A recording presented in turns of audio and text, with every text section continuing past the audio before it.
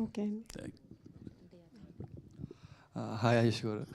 నన్నా మీరే అండి. అన్న మీరు ఒక ఇంటర్వ్యూలో చెప్పారు, ఈ సినిమా కోసం సలార్ సినిమాని వదిలేసుకున్నానని చెప్పారు. అవును. సో అంతగా అంటే మీరు ఆల్రెడీ ఇప్పుడు బిజీగా ఉన్నారు, బట్ సలార్ అనేది ఒక పెద్ద స్టార్ క్యాస్ట్, పెద్ద సినిమా. అంటే ఈ ఆ సినిమాని వదిలేసుకోవడానికి ఇందులో ఎంత మీరు కనెక్ట్ అయ్యారు? ఏ పాయింట్ మీకు కనెక్ట్ అయ్యారు? నాకు బాగా నచ్చింది అబ్బాయి కథ అసలు. అంటే నేను చేయడానికి నేనైతే ఏదైతే అంటే జీవితంలో నిజమైన క్యారెక్టర్లు ఉంటాయి కదా జీవితంలో, అంటే మనవాళ్ళు అంటే సహజత్వమైన క్యారెక్టర్లు, న్యాచురల్ క్యారెక్టర్లు అంటారు.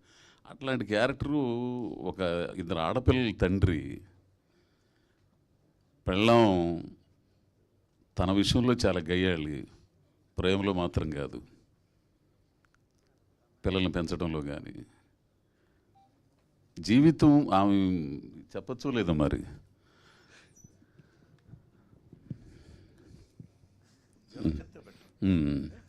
సో న్యాచురల్ అంటే సహజంతో కూడుకున్న క్యారెక్టరు అది నాకు చేయడానికి, అట్లాంటివి చేయడానికే నాకు చాలా ఇదిగా ఉంటుంది. అందుకే నాకు నన్ను వాడుకున్నోడు ఎవడన్నో అంటే నాకు సుకుమార్ గారు వాడారు.